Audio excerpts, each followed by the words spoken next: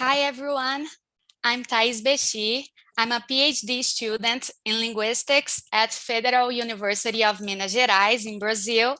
And today, I'm happy to welcome you to another Abralinha ao Vivo Linguists Online event, organized by the Brazilian Linguistics Association. It is a great pleasure today to introduce Professor Peter Uhrig from FAU Erlangen-Nuremberg University in Germany. Professor Peter's research focuses on grammatical theory, collocation, and multimodal corpus linguistics. Today, he will talk about multimodal communication and construction grammar, theoretical and methodological aspects. As Professor Peter makes his presentation, you can post your questions in the chat, and they will be addressed later. In addition, we will have the participation of two discussants, Lachlan Mackenzie and Francis Steen, which I will present more properly after Professor Peter's lecture. Without further ado, I will hand over to Professor Peter. Thank you, Professor, and welcome. Thank you very much, Thais, for your very kind introduction. And I'll start sharing my screen. Can you see it? Yes, we can. Okay, then I'm ready to go. First of all, I would like to thank the team at Abralin for the invitation to speak here, which is a great honor for me. And I hope that I have something interesting here to tell you today. And I'll just get started about what we're going to do. Let's get started with a multimodal communication problem. This is a little slide that I have shown on other occasions, but I love this little issue here. And that is that sometimes the written representation just is not enough. So the following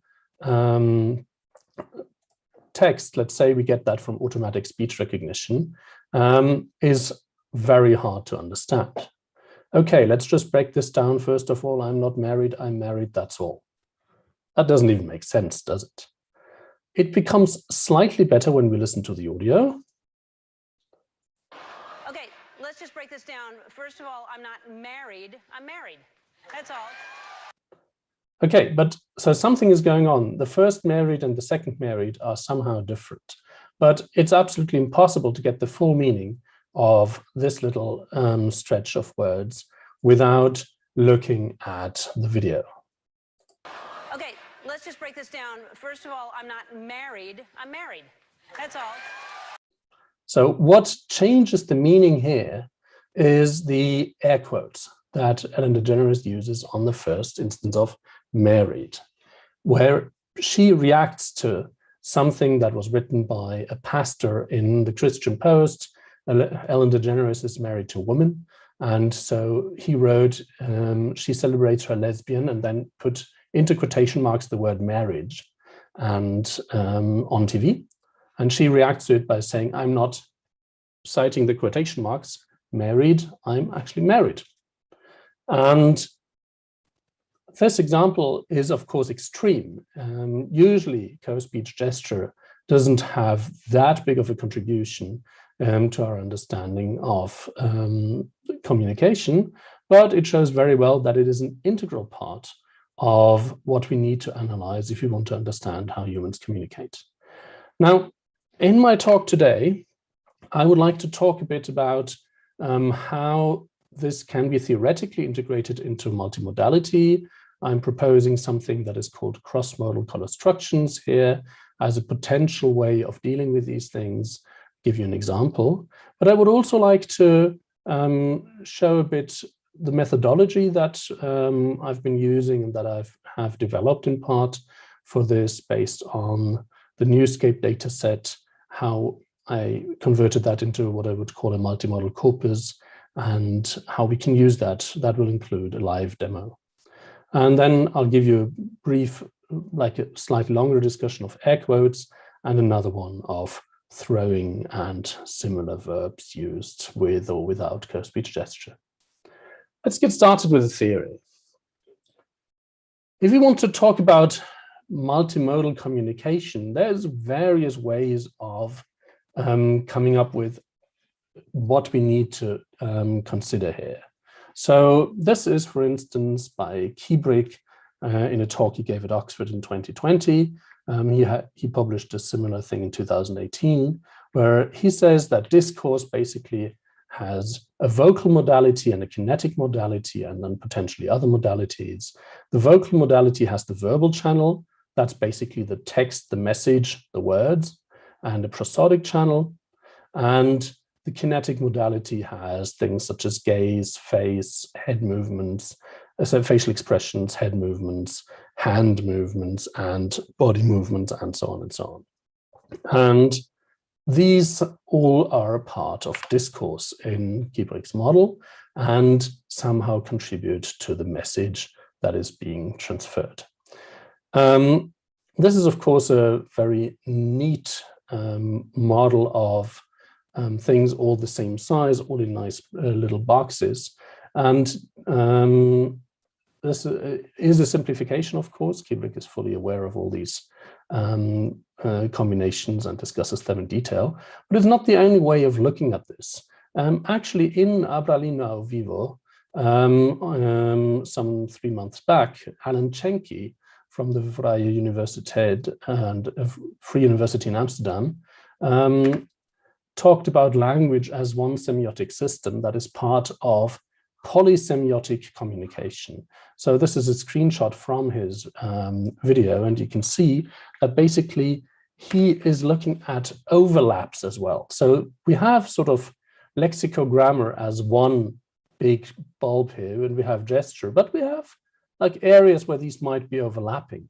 The same, and then we have, maybe less importantly, non-lexical sounds that also play a role here, and there could be, like, we could basically integrate all these in some ways. I think for Alan Chenky, gesture actually comprises most of the things that Uhrig puts in his kinetic channel. All right, so these are very interesting models of how these interact. But if you come, like me, from a construction grammar background, the question is, of course, how do we actually work that into a theoretical model of construction grammar? I will be working here with the Goldbergian model of construction grammar, and would like just to remind you of the evolution of the definitions that we see in this model. So in 1995, the main criterion for construction status is that a construction is compositional. So C is a construction if and only if. C is a form-meaning pair, F and S, that such that some aspect of Fi or some aspect of Si is not strictly predictable from C's component parts or from other previously established constructions. And at the time, this was state of the art, but it was criticized in the light of studies, for instance, carried out by linguists such as Joan Bybee, who showed that frequency seems to play a major role when it comes to storage. And if constructions are the things that are stored in the constructicon, which is basically a combination of grammar and lexicon in the constructionist model, then we need to think about other frequency as a criterion for storage. So that was added in 2006 in Goldberg's Constructions at Work book. And it says any linguistic pattern is recognized as a construction as long as some aspect of its form or function is not strictly predictable from its component parts or from other constructions recognized to exist. Okay, so we get that is still the same as in the 95 definition, but then it says, in addition, patterns are stored as constructions even if they are fully predictable, as long as they occur with sufficient frequency. Now, you see that the problem of sufficient here is, of course, one that has been discussed greatly in the literature since 2006. How do we operationalize that? But it seems to be reasonable to assume that there are chunks that are just stored. Typical example, like Bybee's example of I don't know, or don't know is actually reduced so much that you can find an entry in the Oxford English Dictionary and have been able to find it for a long time now, for a form DUNNO, which renders that contraction in an orthographic form. Now, there's still a range of factors that don't play a role in the 2006 definition and in the 2019 definition. Then in Goldberg's book, Explain Me This, emergence and contextual factors come into play. So I'll just read that out to you as well. Here, as explained in the following chapters, constructions are understood to be emergent clusters of lossy memory traces that are aligned within our hyper-dimensional conceptual space on the basis of shared form, function, and contextual dimensions. And now, of course, we get into that area of, okay, contextual dimensions. What are things that can occur with it? Goldberg specifically mentions like accent or dialect features, for instance, that you associate with certain forms. And so this could, of course, open a window to store a lot of things in constructions. And I think it's one of the things, like this whole flexibility of the model, that has actually made it a major go-to for the gesture community for a theoretical model. And so the question on whether constructions should be regarded as multimodal, like should there be something like a form component that is both gestural and phonological or something like that, has been discussed in various places. Francis Steen, one of our discussants today, and Mark Turner in 2013 already wrote crucially, the Constructicon is multimodal. They did not actually say anything about multimodal constructions, but they said something about constructions in various modalities in the same Constructicon. We have Stephen Skonians, who in his PhD thesis worked on a very detailed discussion of the theoretical status of gesture, and he found convincing evidence of truly multimodal constructions with German modal particles. Elisabeth Ziemer also in 2014 wrote a very nuanced discussion of the questions relevant to a definition of multimodal constructions and showed good examples from English, something like all the way from X prep Y. I'll show you an example in a minute. Hoffman in 2017 looked at, made a distinction between entrenched constructions and what he calls online constructions that are assembled in working memory, so that the multimodality might only be created in working memory. And Alan Chenke, whom I just quoted earlier, also came forward with a model of utterance construction grammar to model multimodal communication. Now, how do we actually integrate these multimodal aspects into constructions? Well, as you know, now constructions are pairings of form and meaning function. So this is a classic symbol, a classic image here, where we see a symbolic link. This is from Bill Croft's book on construction grammar, where you see we have the symbolic link between the meaning and the form. And the whole thing together then is a construction. So basically, this is an extended version of the linguistic sign, if you like. And we have phonological, morphological, or syntactic properties, semantic, pragmatic, discourse, functional properties. There's no mentioning of co-speech gesture or something in here, but maybe a bit surprising, Ron Langaker in his 2008 book writes, under the rubric phonological structure, I include not only sounds, but also gestures and orthographic representations. Their essential feature is that of being overtly manifested, hence able to fulfill a symbolizing role. Now, while I'm not particularly happy with calling co-speech gesture phonological, it is an early 2000 cognitive linguistic major model that actually explicitly talks about the function of gesture in these constructions or assemblies. Now, what would this look like in theory? A multimodal construction, let's say for the word yes. So we're going to say something about, we're going to say yes. So we could say we have a form and a meaning side. the meaning for this is affirmative of some sort, and we can have yes as a phonological representation, or some sort of head nod as a gestural representation.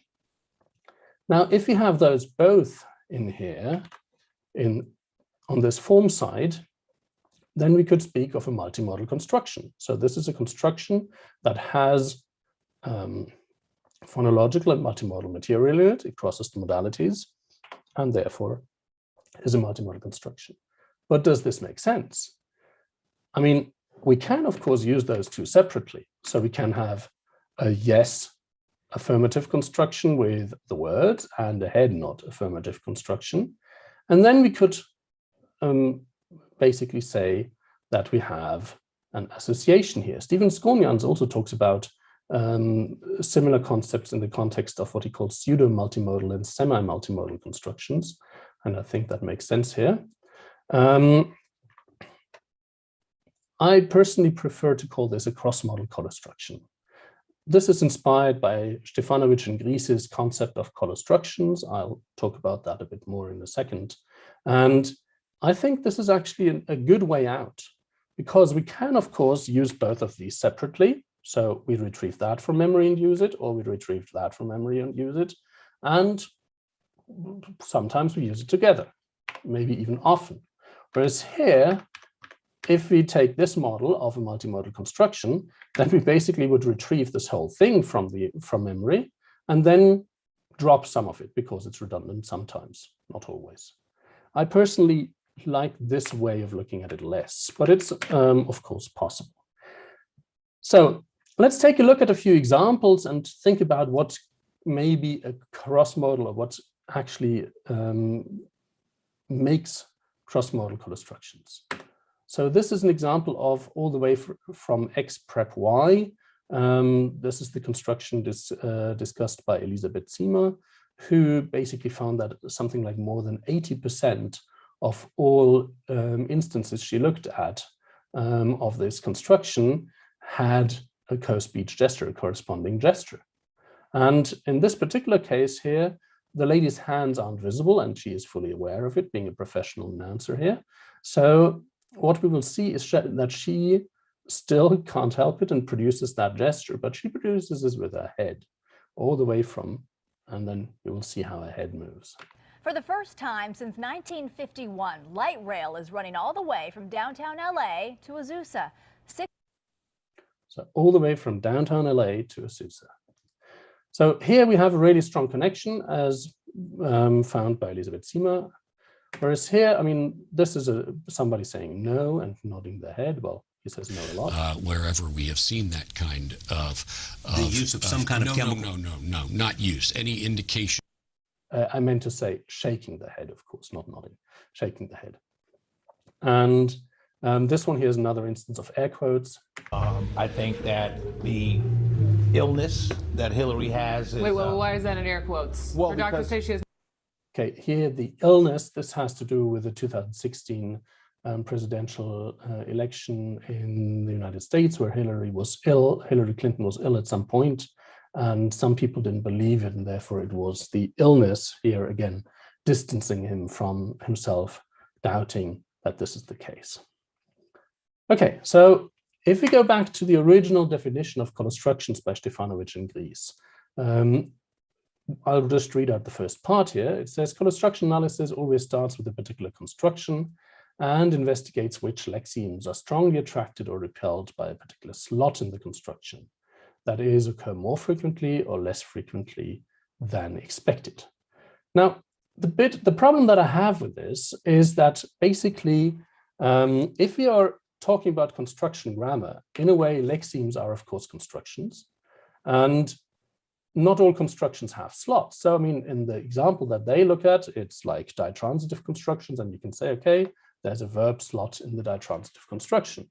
But I think that is restricting this idea of things co-occurring more frequently together than they might by accident a bit too much. This is basically, I think, a too strong a restriction there.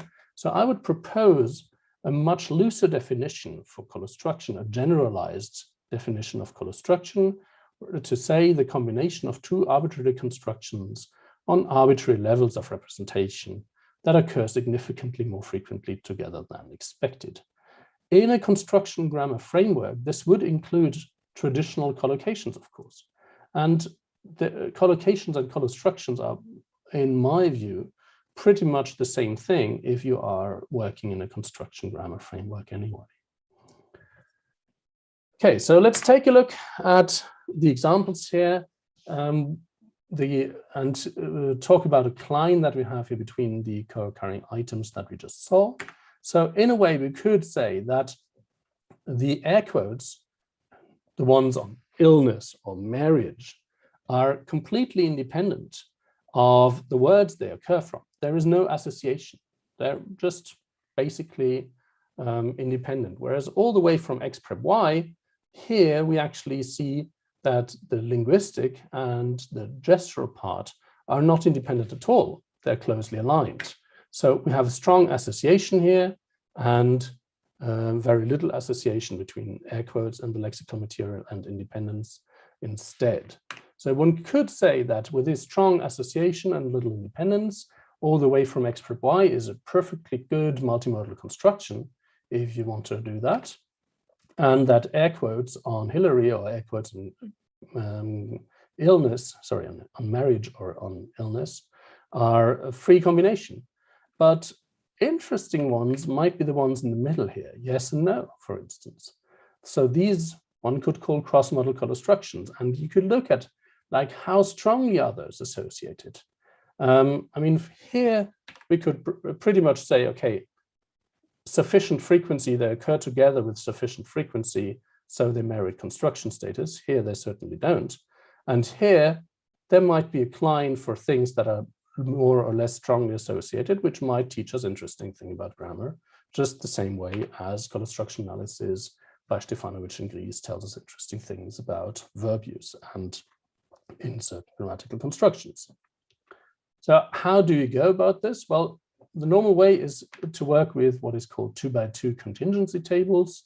So no matter whether you use collocations or constructions, it's the same method.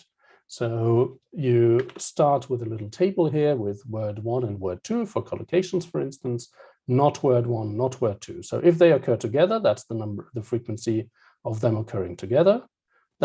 Here's the frequency of word 2 occurring when it's not near word 1. Here's the frequency of word 1 occurring when it's not near word 2. And this is the frequency of things occurring together that are neither word 1 nor word 2. And we have row and column totals here and a total number here of everything, all the pairs that we're interested in the corpus. Now, for our example of yes, this would mean we would count yes when it occurs with a head nod, words that occur with a head nod that are not yes, yes that occurs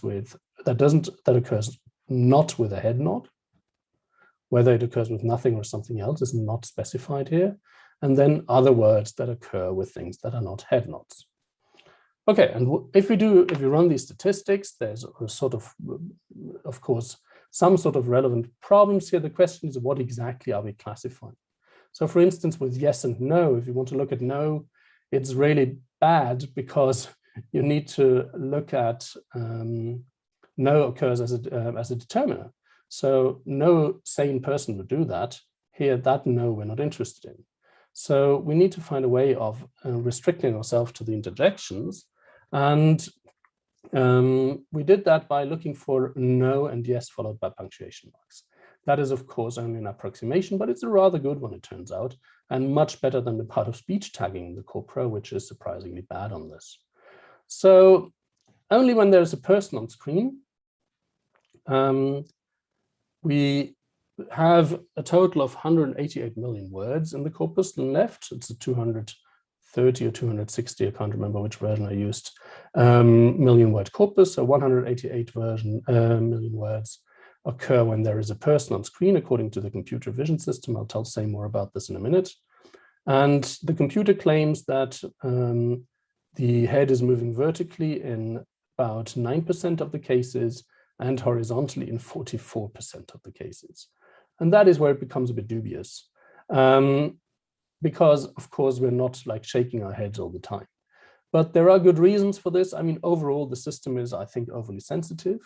And it's not only detecting, like it's not limited to nodding and shaking head.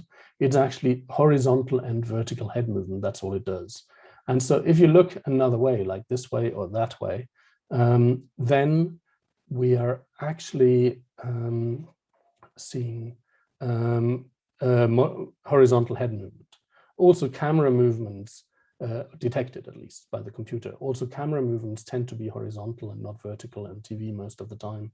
So we may have some of these here in that as well. But the interesting point here for if we add punctuation mark, the numbers are slightly different. So head moving vertically goes up 9.6% and head moving horizontally goes down 43.32%. This has probably to do with stressing. I'll show that in a minute. And the fact that new information, therefore often stressed information, comes towards the end of a sentence. Okay, so with all this data and the automatic computer vision system, we can basically run an automatic analysis of this co-occurrence of vertical head movement and interjections. And you see the results here. And we see that yes is definitely the winner. It's the most strongly attracted word. Okay and yeah are following. Yep, a bit further down. So this actually looks quite good. And are repelled. Now, what might be surprising a bit at first is that no and nope seem to be attracted by the vertical head movement. So we would have expected them to be repelled. And why is that? Well, one of the reasons why is that no actually often occurs with a stressing that also results in a vertical head movement that is not a nod. And that is something that we have to be aware of in all this data here, that vertical head movement has multiple functions, only one of them is the nod. And the computer vision system can't tear them apart at the moment, but I'll show you an example here where the computer said, yes, there is a vertical head movement and it's completely right. And the lady says no for stress purposes. Alternative lifestyles enter show business to have to say, no, I won't entertain. Okay, to have to say no. And she goes down, I'll play it again. Alternative lifestyles enter show business to have to say, no, I won't entertain. And you see that going down. The other one that was interesting, and one of the two that were repelled here is And here, of course, the number doesn't tell us much. It only occurs once in that data that we looked at here. The computer seems to be onto something if you look at examples of sorry. So I'll give you an example here. And then hit the water at over 50 miles per hour. No, thank you. Can you imagine belly flopping that? Dara, send it back to you. And this seems to be something that seems something that you can't stress like the same way with it co-occurring with a head nod. And therefore, I would think it's more likely repelled. But this needs more, these merits more analysis. Now, for the head shake, or horizontal head movement, we now see that no is most strongly attracted. That's good. That's what we expected, followed by and eh. There are some good examples here. I don't have the time to show them, but we see that this also is probably, the computer seems to be onto something here, the computer vision system or the statistics. The most strongly repelled item is yes, and okay and yeah are also relatively far up. So that's quite nice, actually. So we can see that overall, the method of these color structure analysis of cross-model color structures seems to work even with noisy data, as long as we have enough of it. And here you see we have an awful lot. So particularly for those that are highly significantly attracted or repelled. So we looked at 36,000 instances of no co-occurring with a horizontal head movement, and 28,000 of yes co-occurring with horizontal head movement. So how do we do all this? How can we find data of this type? And this is where I would like to do a little excursus on the methodology and talk about some work that I used there. Now, in his talk in July, Alan Jenke already mentioned the UCLA Library Broadcast Newscape, which is an archive that was started in 1973 with the Watergate hearings. It recorded at the time or shortly after the major US TV news plus the local LA market on tapes, and was transitioned to computer recordings between January 2005 and December 2006, digital recordings from Christmas 2010. This was under Francis Steen, who is one of the discussants today, who actually has been responsible for the collection since about 2004. In 2012, it was extended to international data, so there are recording stations in Denmark, Brazil, Poland, Germany, Italy, Egypt, a range of places. Why can they actually do that? Well, because the US Copyright Act, Section 108, allows an archive to record television news and lend out copies. So this means that we're restricted here. There's no fictional data in there. There's no documentaries. There is basically news. This includes soft news like late night talk and things like that, which seem to fit the news definition, but it's still a restriction of some sort. Currently, they're recording roughly 150 shows a day, 120 of which are in English, most from the US, and run annotation on multiple levels. It's the basis of much of the research done by the Distributed Literate Hen Lab that is co-directed by Francis Steen and Mark Turner at redhenlab.org. Now, to create multimodal corpus from this, that is something that I did in my postdoctoral thesis. So I did things together with Thomas Preusel. I worked on sentence splitting that we improved with cues such as line length, because the subtitles in the United States are transmitted only in uppercase, and we use the subtitles as the text. So then we extract the text that is not spoken, where it says applause in the subtitles or something like that. We use Stanford Core NLP for annotation, so for part of speech annotation, true casing, lemma annotation, named entity recognition, dependency parsing, and then used forced alignment with a tool called Gentle. Now, forced alignment is the process where you basically, for every word that occurs in the transcript, in the subtitles, the computer tries to find the position in the audio signal, so we know where to find it. And it also assigns lengths to the words and to the sounds. So can we trust that? Well, overall files, we have 91.6% of words that Gentle manages to align. Excuse me.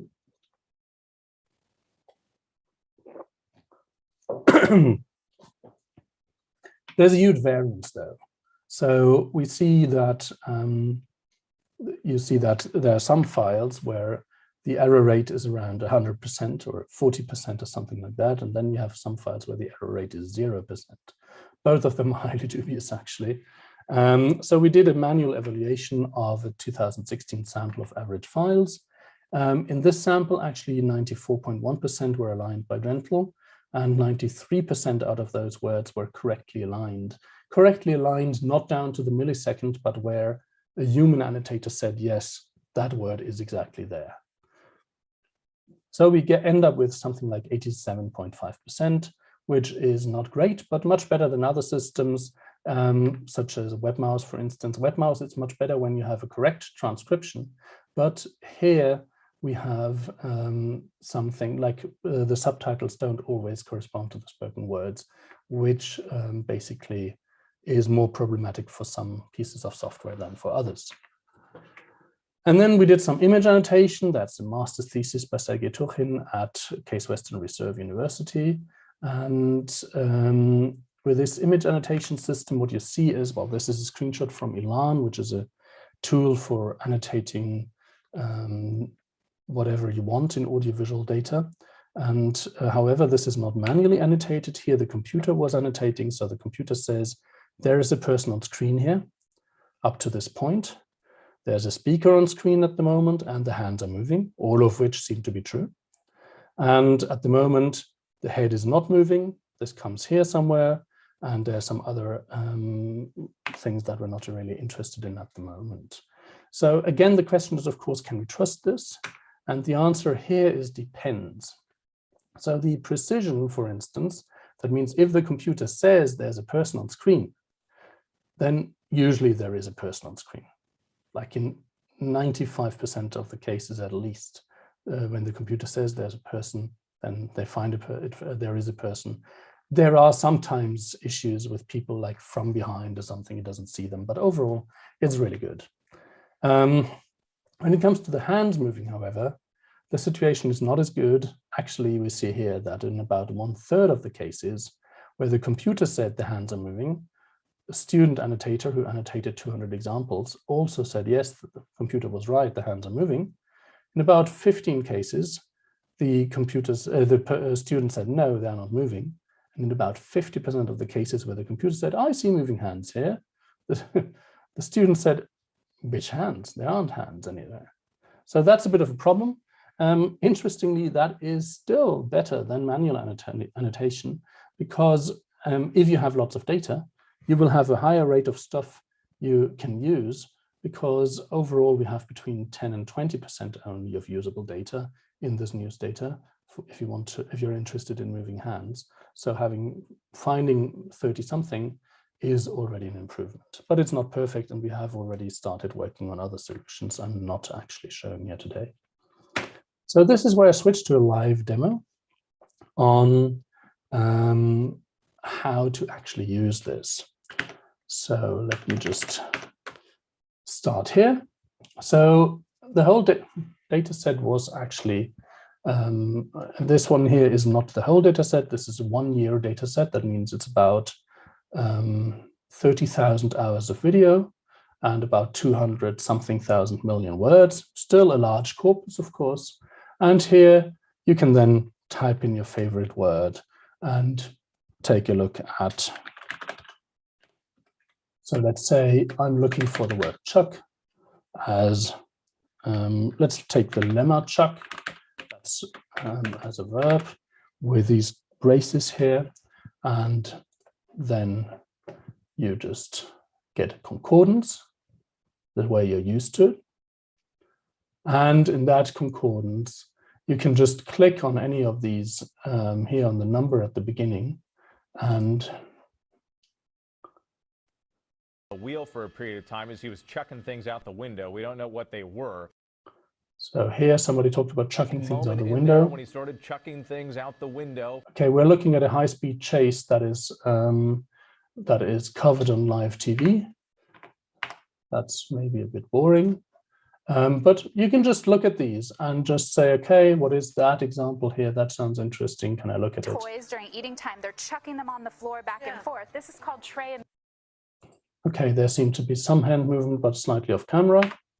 You get the idea. So basically, you can very quickly now in this corpus jump to the right position in the video and look at it, which is a great improvement over the other search engines that had been developed for Newscape, which without the forced alignment, where basically you usually had to wait for 10 seconds to find the right position. Now, still, if you want to annotate this, you will need to go to another system. I'll show that in a minute. But first of all, let me just give you a very simple example, no, not so simple example maybe, of how you can combine the different types of annotation here in your queries. So in this example here, I say I'm looking for the lemma chuck, and this is a bit of a weird way, depending on the data, how we coded it, that basically we want to say it has an outgoing direct object relation. So we are only interested in transitive uses of chuck. And then we also want from the visual annotation that person on screen equals 5. So we have 5 levels here. 5 means, yes, there's a person on screen. 4 means maybe on the word before. 0 means, no, there's no person nearby. So here we have the highest level is 5. So if we do that, we can reduce the number of hits considerably to something like 38. And now we can actually download this with a certain button here that says download with settings for Rapid Annotator. Now I'll just do that and then I'll show you what that means.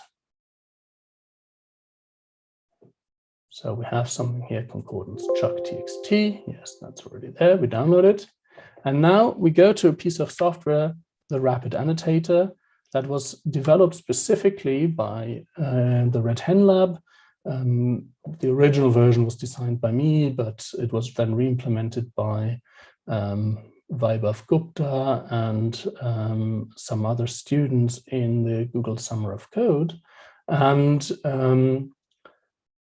I'll show you how it speeds up your process. So one thing that you see in gesture studies is that actually finding the data takes ages, which we improve here. And annotating the data takes ages if you do it in Elan. But often simple classifications are enough. So let's create an experiment here called Chuck. We'll just leave everything at defaults.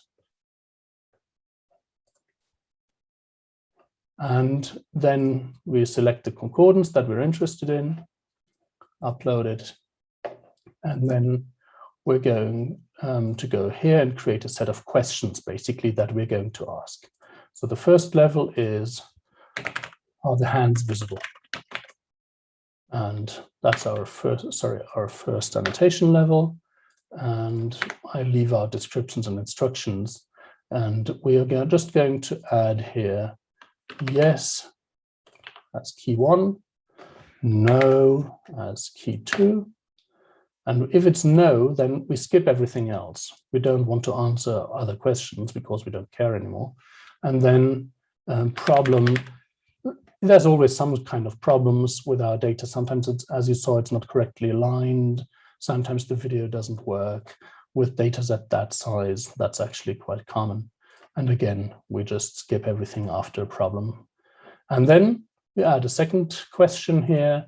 And that question is gesture on level, so that's level 2.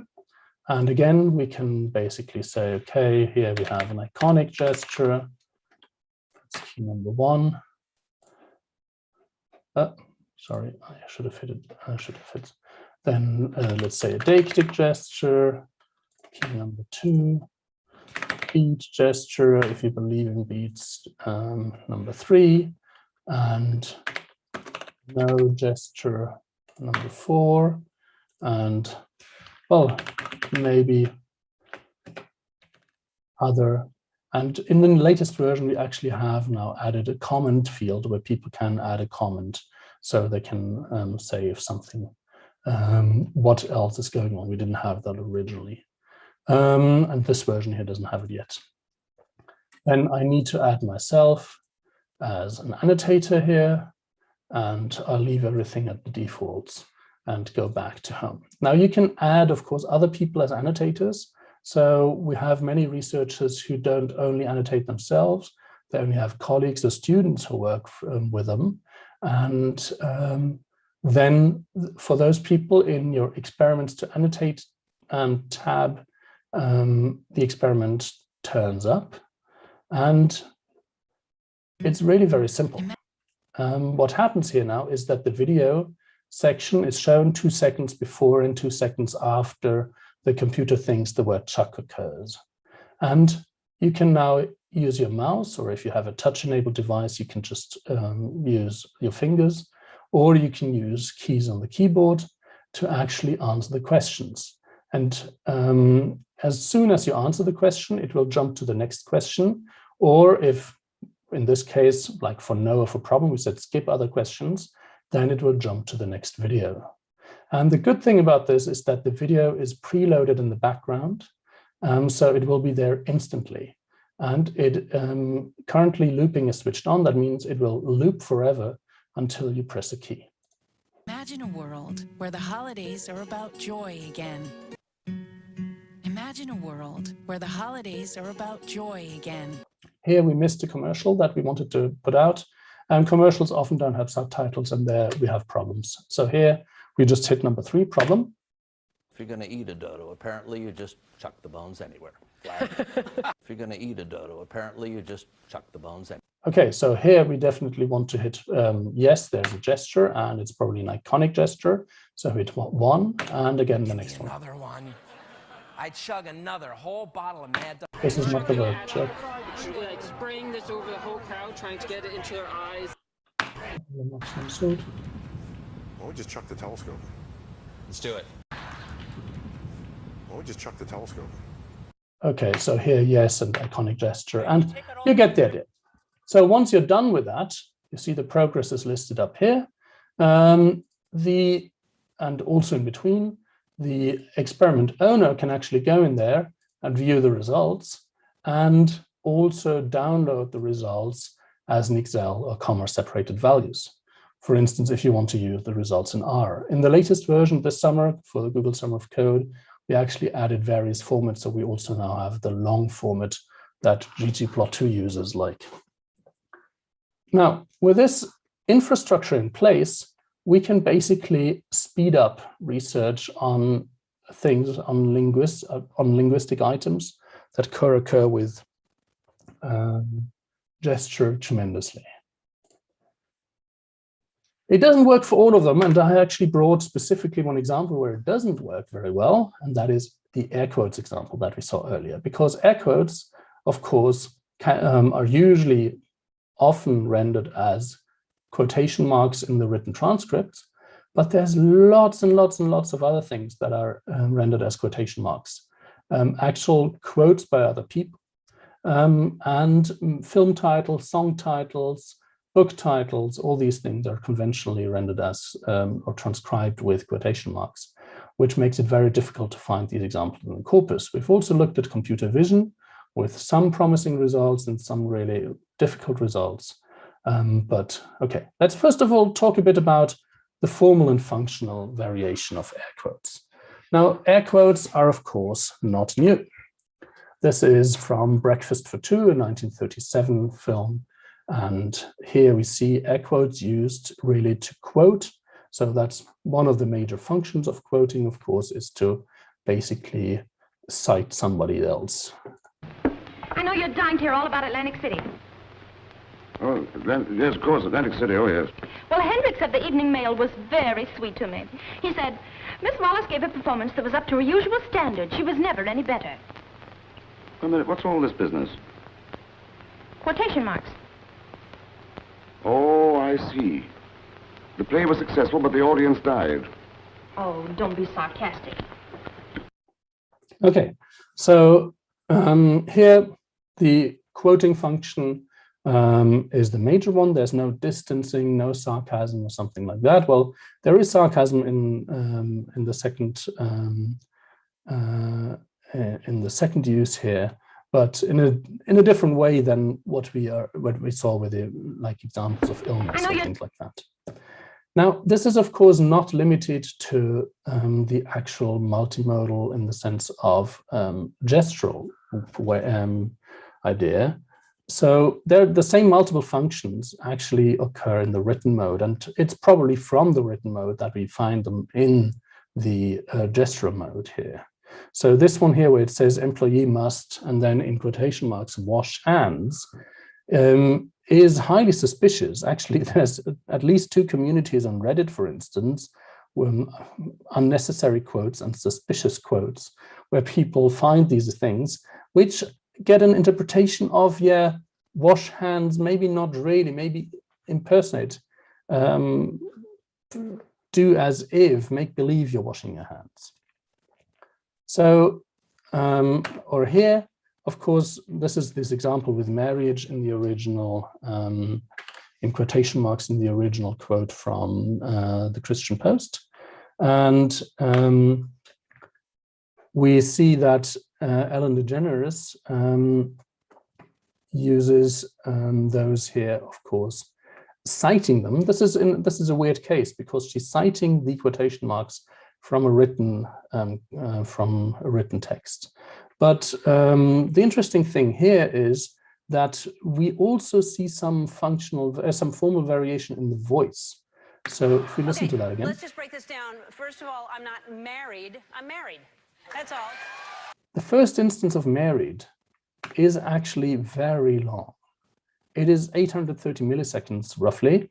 You see, it's a bit difficult to decide where to stop it here because of the fully released final stop and the silence and after that. So I just selected this point here, but I know this is not like watertight. If you listen to it again, the area that is highlighted. Married. So we have a long and we have married and really fully released final stop. The second instance is about half as long. So I play exactly half the length, 415 milliseconds here. Married. And we see that the final stop, for instance, is unreleased. I'll play that sound again. Married. So there is a difference here. We have length issues. This could be epiphenomenal because you need to synchronize your hand movements or something like that. But it is something that we definitely see occurring with these quoting constructions. I'll give you two more from the Ellen DeGeneres show. I had gotten some text from Tim Allen, who plays Buzz Lightyear, the astronaut.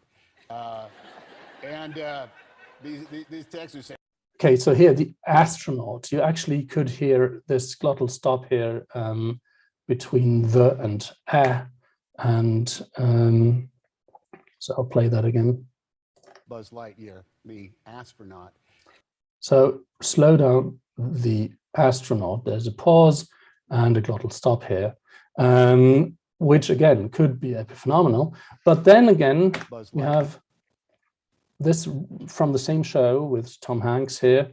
We have this very long quoted passage, which is quite interesting. I'll show that. Sure, it's daytime. Suds. Yeah. And so I went to the place where you get the beer from, and there were 4 ladies who were serving up, and I stood up. Okay, here with the place that you get the beer from, what we definitely see here is a slowdown. The words are pronounced individually. Most words are stressed. The is still not in strong form, but it's definitely slow and carefully pronounced. And we see that it covers the entire place where you get the beer from. This is interesting. It contradicts something that Lampert says in a 2018 book. Air quotes, in contrast, literally only announce the beginning of a quotation, while its end effectively remains unindexed. That is not only false for this example here, but also for the very first one, the 1937 example that we saw at the beginning, where opening and then later closing quotation marks were used. So that is probably not always the case. I'll show you some more examples to get a better feel of the variation that we have here. The next one, we have a function which is not directly quoting, which is more of a distancing one, but not ironic or sarcastic. And always wanting to have a great relationship with Caitlyn, but I think, you know, for the Kardashians, which she doesn't like to say that word because, you know. Okay, the Kardashians, this is a family, celebrity family in the United States, and Caitlyn is Caitlyn Jenner, formerly known as Bruce Jenner, Olympic athlete, who is the father or mother of that group, and that doesn't like to use the term Kardashian. So what we see here is a pause, but that is not for effect like in the other examples that we saw. And it looks like she's lost for words, and we have hesitation and really unironic distancing. Okay, and then I have another one which is definitely interesting in it because of the formal variation again. So here we're talking about watch movies and be free. So there are 2 instances of air quotes in this short passage, and watch movies and be free are both used as euphemisms, sexual innuendo, basically. Yes, yeah. So Chan and I, when we met on Step Up, and he got out of a relationship, I got out of one, and so I did the whole, some ladies know this whole thing where you're like, well, look, if you want to date other people and be free, that's totally fine, but we're not going to hang out, you know, and watch movies and all stuff. You got to figure out what you want, because I know I want to be in a relationship. So 3 days goes by, and he had gone out with all the dancers on Step Up and had this like crazy wild tequila night. And he said he had the chance to be free, and he couldn't stop thinking about me, so he comes down to my... Okay, so why is this interesting? Well, one thing, the watch movies part has a very, very short air quotes. So we definitely don't have beginning end. We just have to interpret which part is actually the one that is in air quotes from the context. I also don't hear a very strong, like anything in the auditive signal, in the auditory signal that makes me believe that there's something going on. For be free, it's different. And the most interesting thing here for be free is that actually the air quotes are used after the utterance as sort of an afterthought. They are not in sync. This is the only example that I've looked at, I don't know, well over 100 of these now. And this is the only one that I've found where this is the case. Yes, yeah. I'll play that again. So Chan and I, when we met on Step Up, and he got out of a relationship, I got out of one, and so I did the whole, some ladies know this whole thing where you're like, well, look, if you want to date other people and be free, that's totally fine, but we're not going to hang out, you know, and watch movies and all stuff. You got to figure out what you want, because I know I want to be in a relationship.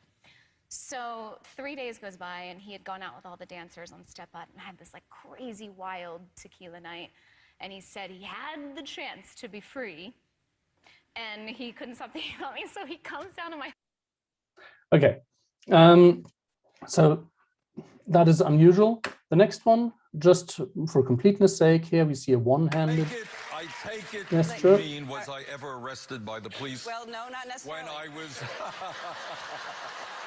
When I was young, yes, I was involved in a civil rights demonstration, and I was arrested. All right, let's call it a civil rights demonstration. Okay, the civil rights demonstration with one hand is, of course, has to do with the fact that she was holding cards in her other hand. The question of how much of the variation we want to cover in our description of gestural construction is one that is still undetermined. And this could be seen as sort of the equivalent of somebody speaking with a full mouth.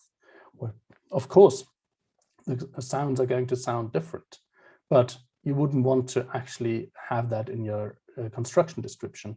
You probably wouldn't want that one in either. And the last one I wanted to show is one that is something that's relatively rare. So Lampert found one example of that by John McCain. I have another one here where not only are there air quotes, but she also says quote or quote unquote. I can't remember right before that. Democrat says that he wants to, quote, privatize it. Donald Trump.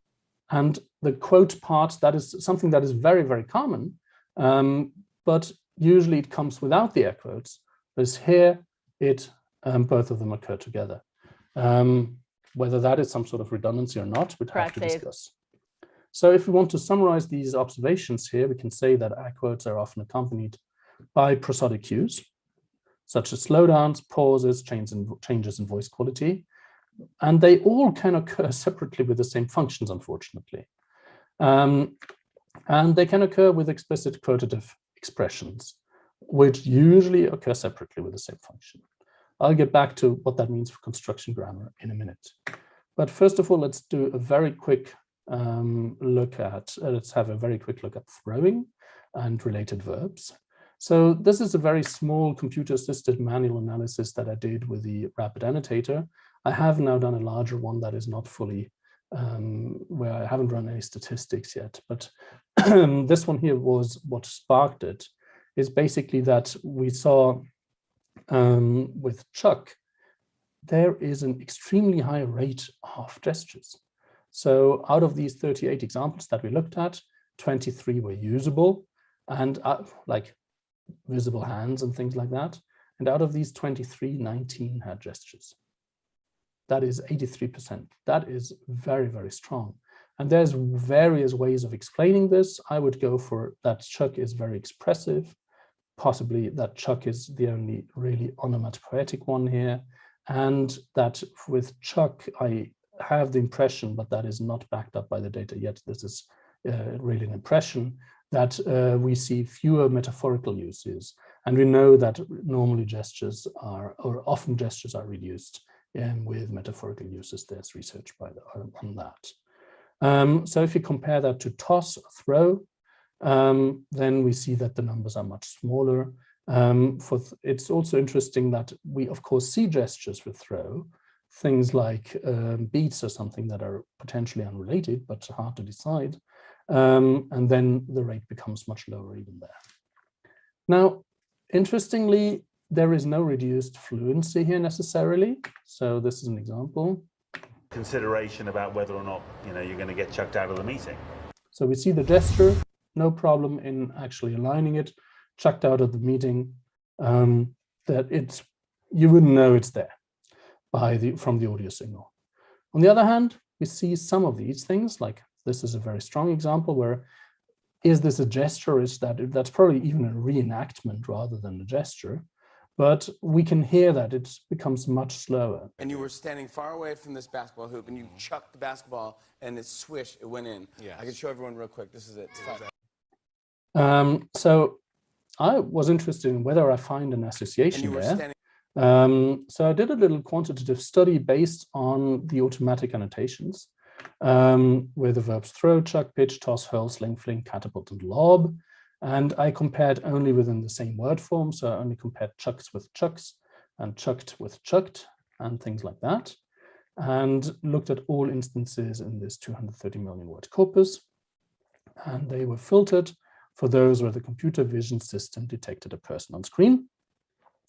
And then I compared where the computer vision system saw moving hands and the instances where the computer vision system that there were no hands. Now, I showed you earlier that this system is not really reliable. So if there is a weak signal, it may be drowned in noise. For the data at the moment, what we can see is that we can't see very much. There aren't really great differences here. This is without any correction, and things aren't really significant. And if you find significant difference, it's often likely to be due to some sort of corpus artifact of repeated instances. I'll give you one example here. This is Donald Trump, and this I found on like 7 channels or something that were recorded by Newscape, all the same instance. Throws. So we have this throws. It's relatively slow, but and comes with a gesture, but it's always the same instance of Donald Trump saying that, just played on different channels. The rest of the numbers for hurl, sling, fling, catapult, and lob also doesn't look any better. We don't see anything sensible here in this data. I couldn't find it. If you look at the histograms, for instance, we see that this is for hands not moving, and this is for hands moving. They're very, very, very similar. If you like, you see that for hands not moving, we don't have anything beyond 0.8. For hands moving, we have little bits. So maybe there are some longer ones, and that's actually possible. So I looked at the longest instances of thrown with moving hands detected, and I cut them together in this little video. I'll play those to you. Take a lot of metal, so if you're thrown against, almost thrown.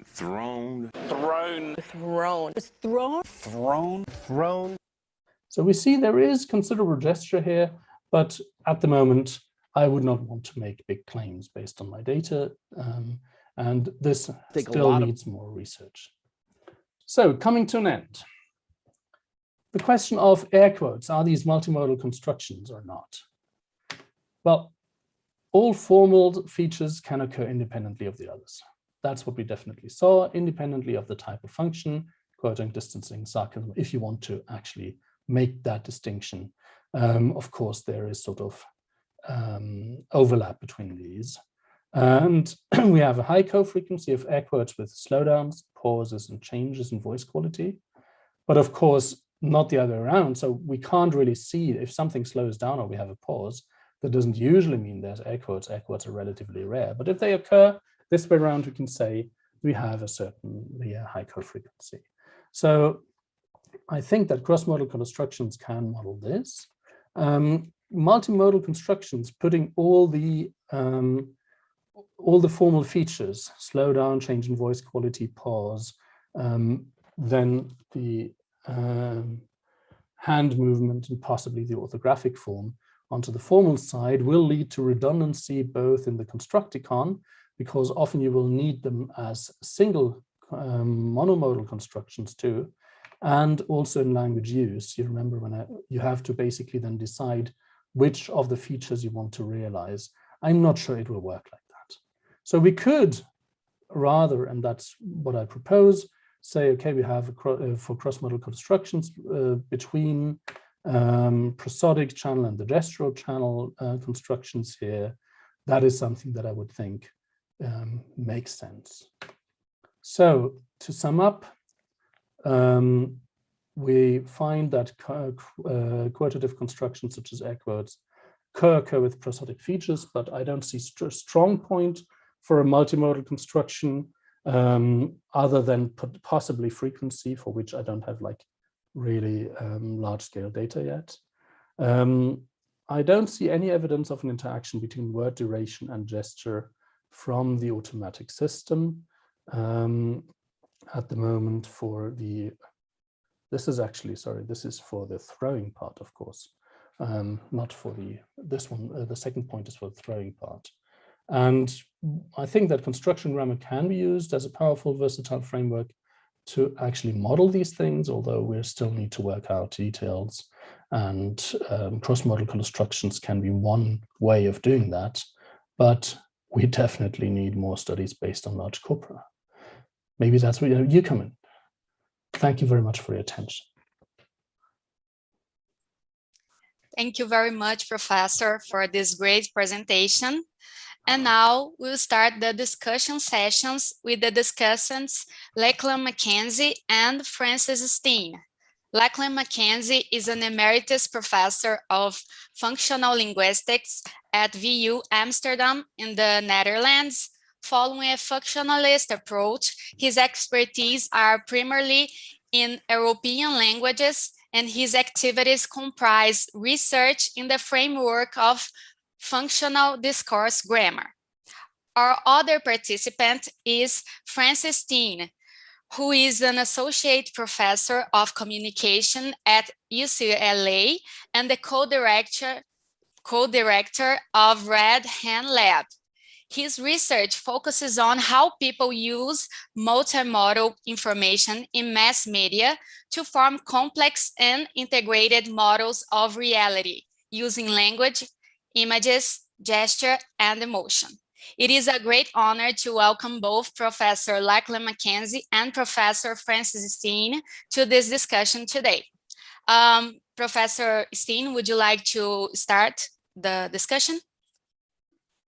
Yeah, sure. Yeah, thank you so much, Peter. That was wonderful. The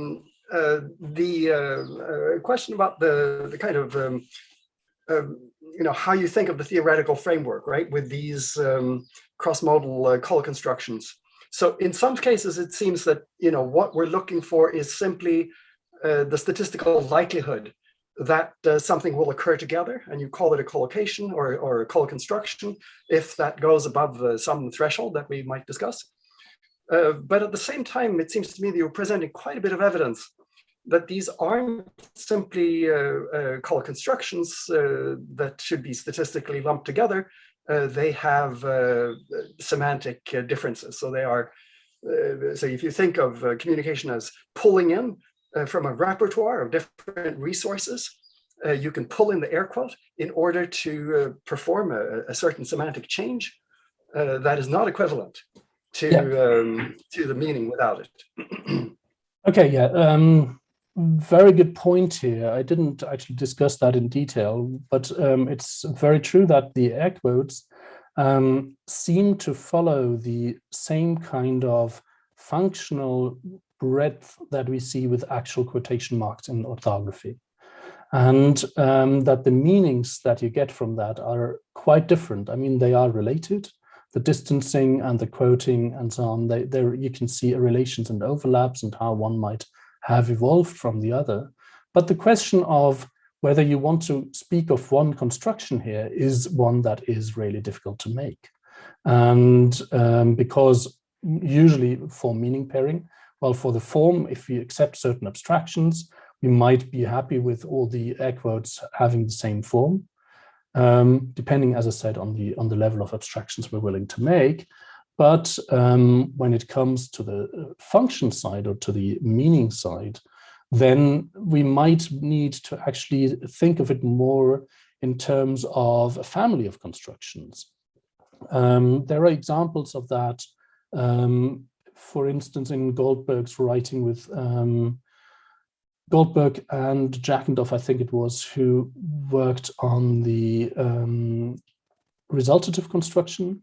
There's also Goldberg's extensions of the diatransitive construction in her earlier writings, where she showed that basically these are related, even though the meaning might be the exact opposite sometimes from the, so transfer is the basic meaning of diatransitive, and some of these verbs like they gave him food, fine.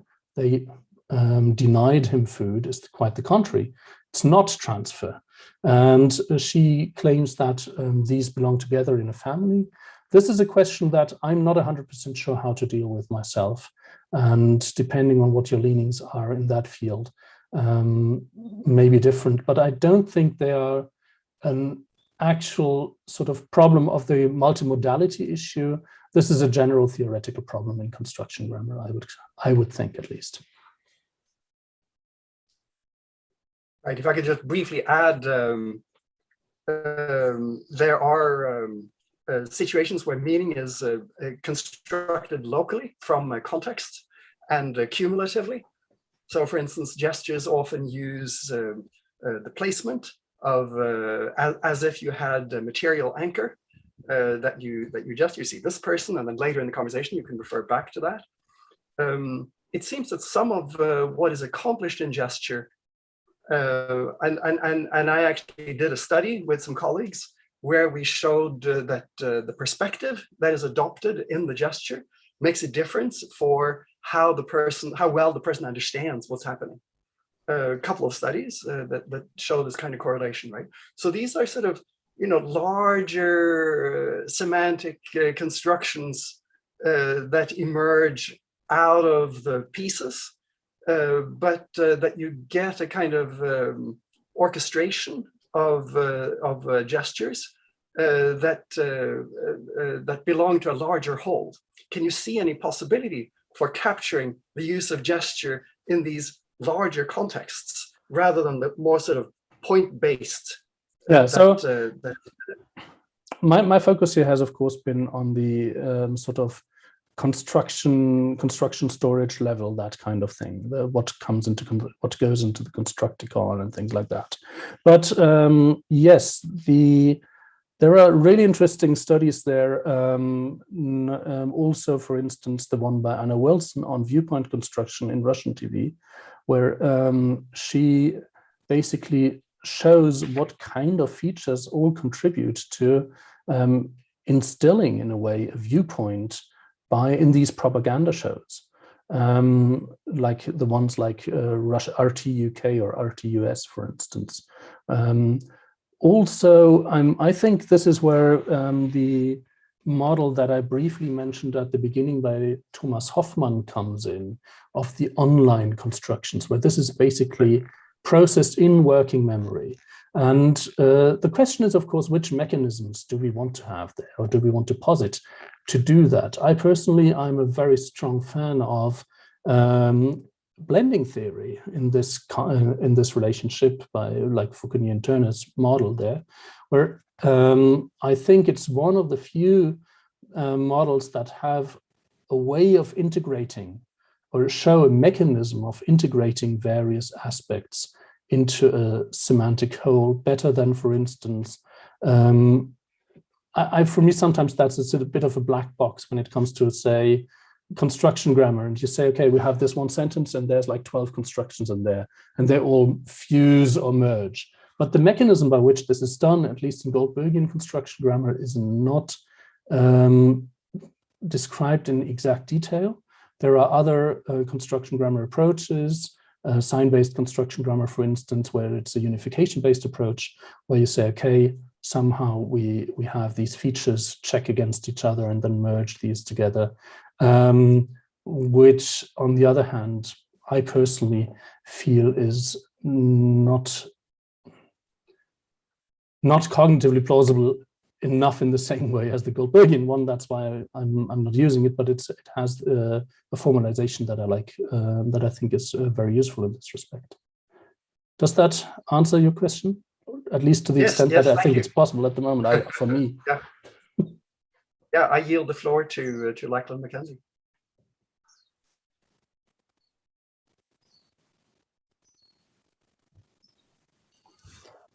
Okay, hello, thank you very much for a really fascinating lecture, and I congratulate you on all the progress that you've made. Indeed, the techniques that have been developed allow you to speed up, as you said, the finding of examples and the annotation of them, so that I have one piece of experience of this area, and that was co-supervising a thesis on co-speech gesture by Kasper Kok with Alan Chenky in Amsterdam.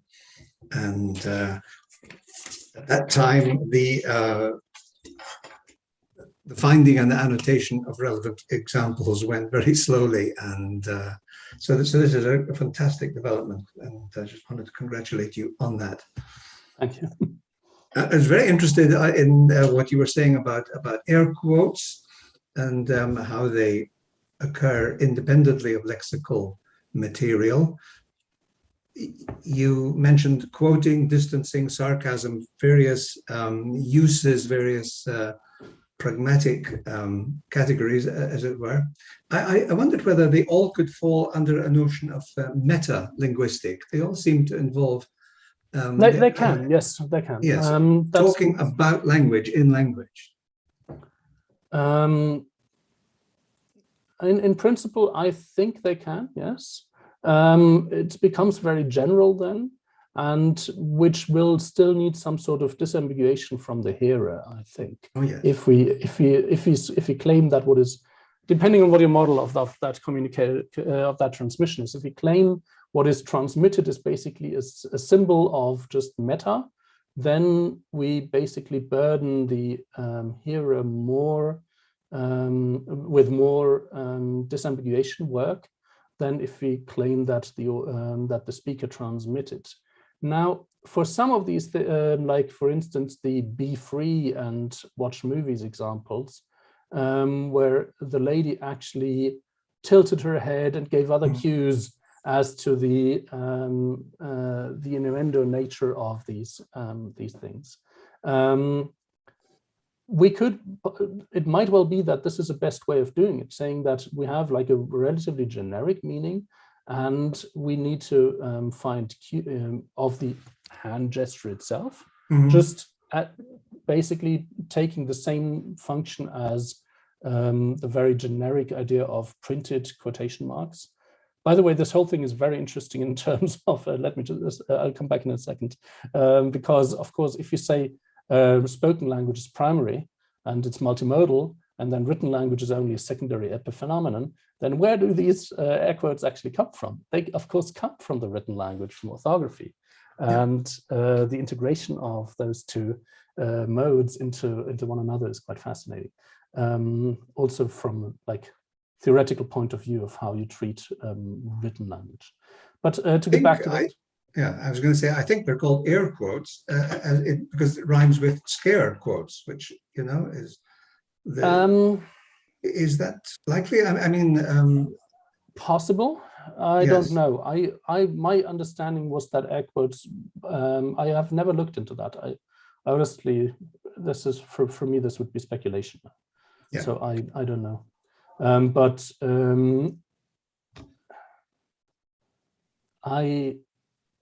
It's true that at least in the 1937 example, which was definitely not scared, she didn't say air quotes or something like that. She said quotation marks, which might be an indicator that you're right there. I'll have to think about that. For me, air quotes was just because you make it in the air. But there might be a motivation there that I hadn't thought about at all. thanks for pointing that Okay, out. I'm not certain about it. It's just a possibility, but yeah, I would encourage you to think about the possibility of a lot of our communication, both gestural and linguistic, being of that innuendo-like, for the innuendo nature that communicators expect their listeners to do a lot of inferential work to understand the actual intention and to interpret it also in terms of their own particular goals. Yeah, I mean, definitely works for cases like the one with the marriage at the beginning, where for others, I honestly don't know enough about this yet, so I'm very careful to make strong claims, but I'll take that up. And so the question on whether you're a lumper or a splitter when it comes to how many quote constructions do you want to have, we're not going to be able to resolve today.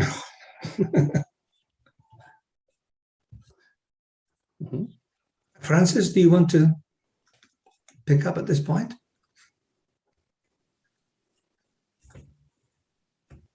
You're muted at the moment.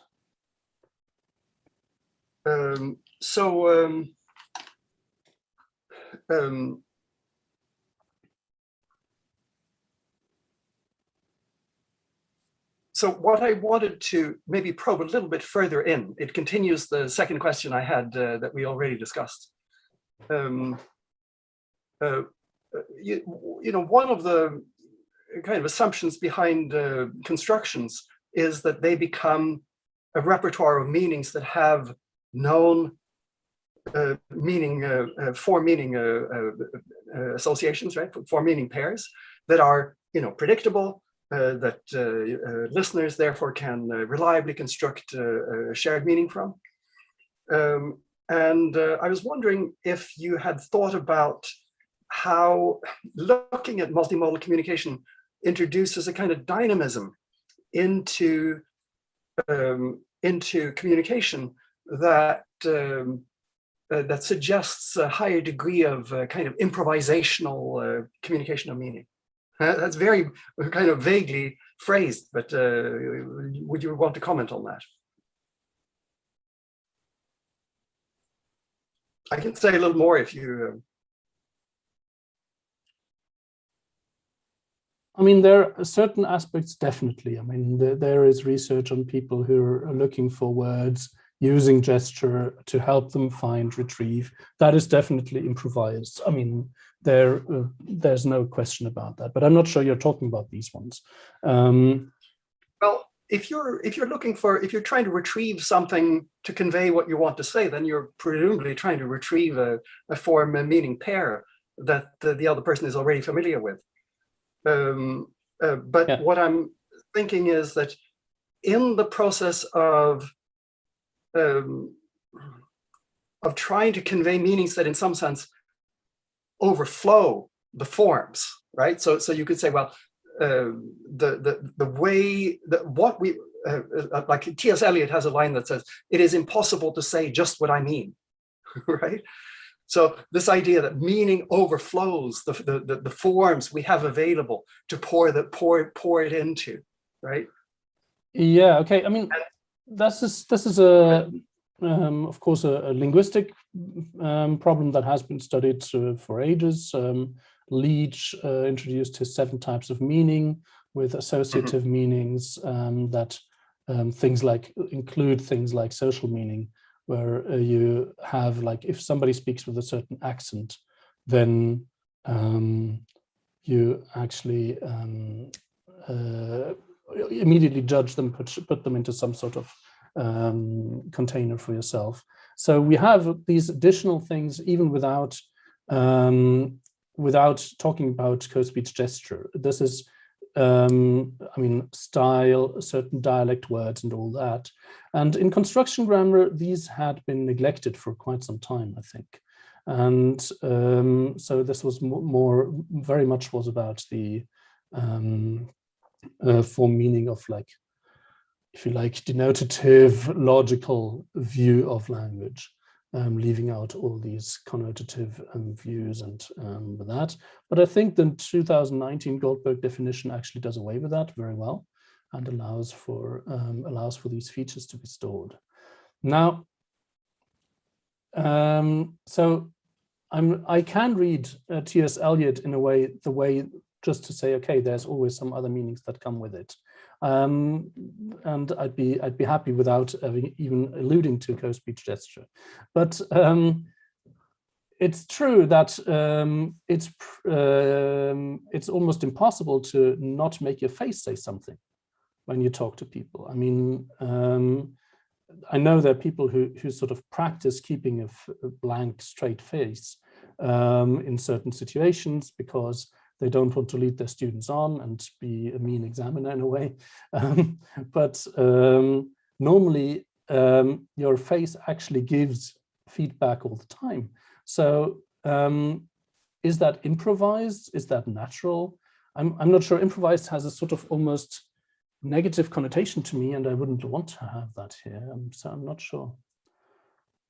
Okay, let me rephrase this. That if you have so you have levels of stability of these constructions, right?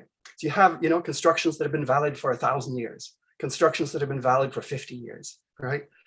It would be interesting to look at a conversation and see how people establish a kind of repertoire of communicative forms that work, that may be constrained to that particular conversation at the other extreme, if you see what I mean, right? So in other words, when you're first meeting someone, don't you have to establish, just as two computers running different operating systems need to establish a kind of protocol, or if you think of diplomacy, the idea of a diplomatic protocol is a formalization of statements and relations in order to avoid misunderstanding, right? So what you might be able to capture with the multimodal communication is the development of more localized protocols, maybe culturally localized, temporally localized, generationally localized, or even situationally localized. Okay, my personal guess there is that I don't see any difference there between multimodal and monomodal. So we can see this in accommodation phenomena in just the linguistic signal, in just the verbal signal. We find, like, if you look at the studies in the 1990s that looked at the corpus of London teenage speech, where we have certain in-group uses of language, sociolinguistic nature, that basically these things definitely exist. I have no idea, and I don't at the moment see that this will be amplified or changed much. I mean, I expect to find similar things on all levels of modality, yes. I agree there. But I personally don't think that this is likely to be, I don't have reason to believe, let's put it that way, that it's more likely to be on that level. The only reason might be that it's maybe less formalized, less conventionalized, not usually written down, and therefore needs more negotiation. That might be an argument in favor of such a hypothesis. But that is really a hypothesis. I don't know of any research on that, I'm afraid. Yeah, I mean, the other reason to suspect that this might be the case is the sheer size of the repertoire of a movement.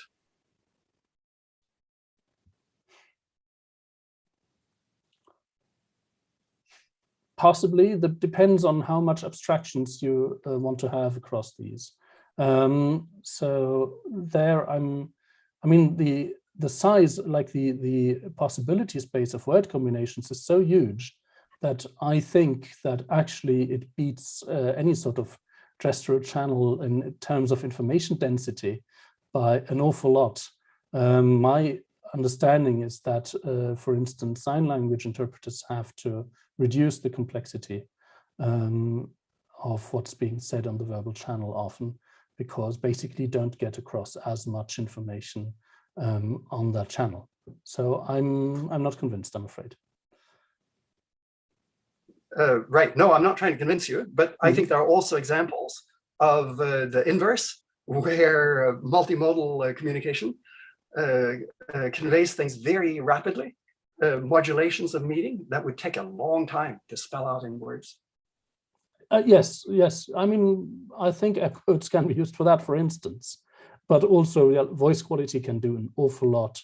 Raised eyebrows. I think, what didn't you look at that Brooke, what was her name? That anchor who did this very pronounced eyebrows. Yeah, Baldwin. Brooke Baldwin. Yeah. So that, of course, changes the meaning dramatically, and it's true.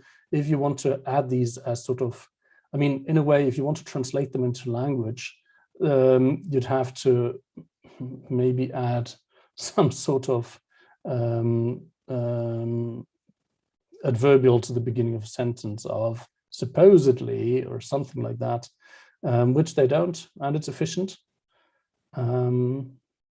So yeah, there is stuff being conveyed, particularly, and again, coming back to like Anna Wilson examples, basically complex viewpoints and stances that you would be complicated to make verbal, and B, you may not want to make verbal in order to manipulate your audience, actually. And that's another point that we have to bear in mind, that this often seems to be working on a less conscious level than if you describe the same thing linguistically. Right. So if I could just generalize, the point I'm trying to make is that, you know, when you do these counts of large numbers of collocations or colloc constructions, it's not necessarily just the percentage that tells you whether this is a working construction for a particular community. Even if that construction is somewhat rare, it may be perfectly recognized. Absolutely. I mean, that is a question of representativeness and of the corpus. In this case, I mean, American TV news is a very restricted genre. We have to be aware of that. And we have also issues with camera, with repetitions, with training, special training of the anchors, with scripting. So we have to be careful to make generalizations about natural communication based on such a corpus. On the other hand, it's simply the best we have at the moment in terms of size and annotations, the best we think we can get. And at least the talk shows are relatively good for that, like Ellen DeGeneres. I mean, I'm sure the stuff is scripted, there's stuff that's scripted in there, but I'm also relatively certain that maybe I'm not relatively certain, I don't know, but it's well possible that let's call it peace protest or whatever he said at the time, then civil rights march, that this was a spontaneous reaction and not on her cards. And then she went on to the next question with the cards, which is different. So yes, one has to be very clear that if we look at this, the generalizations are of limited use in a way. It depends on what you're studying. If you're using this corpus for pronunciation research, it's actually the perfect corpus, because the American Standard English is what is called network English, the English used in the large American TV networks, and that's what we capture here. But when it comes to multimodal communication, a lot of the stuff is missing. I mean, they blank out swearing, certain gestures like middle fingers are less likely to occur than in outside of TV, on American TV. So there are certain things that we have to be fully aware of on to what extent we can generalize. Yeah, if I could kind of restate, kind of flip my question over, right? One could look at a sequence from national network news, presumably communicated to millions, to be comprehensible by millions, right? how much of that multimodal communication can we account for in terms of constructions? Why do the others work? I'm not sure I'm fully following now. So in other words, you know, in any given anchor performance, there's a massive amount of multimodal communication that's happening, right? Yeah. Movement of eyes, prosody, pacing, head movements, hand movements, pointing to pictures and so on, right? All of this works communicatively. It is, in a sense, a sort of it's an industrial product, right? It's produced in order to be comprehensible to very large numbers of people. How much of that comprehension can we account for with our existing hypotheses about what constitutes the construct? What falls outside? That is exactly the sort of things we need to study at the moment. This is why we don't have enough of that yet. And I hope that with the tools that I've created, we have a better chance of tackling more of these things. But quite a few of these actually will also need to be addressed with qualitative studies, of course, where you actually look at the performances and say, okay, what's the stuff that is happening here? I mean, whether you formalize it as much as, for instance, the models that John Bateman introduced for written or for graphical representations, or whether you try to come up with a constructionist view of this, I'm neutral about that. But yes, I don't think we know fractions about this yet. Thank you. Sorry.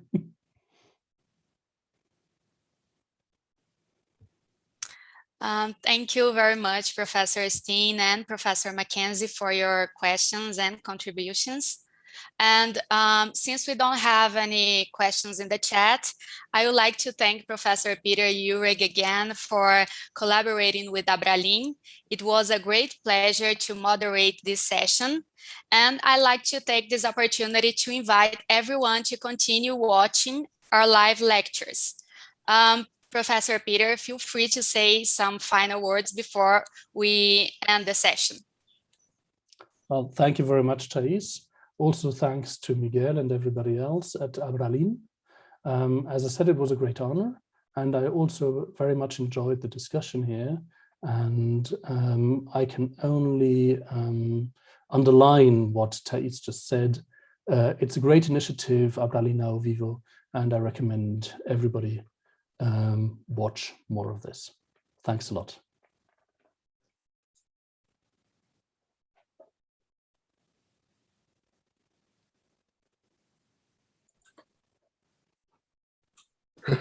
Thanks, everyone.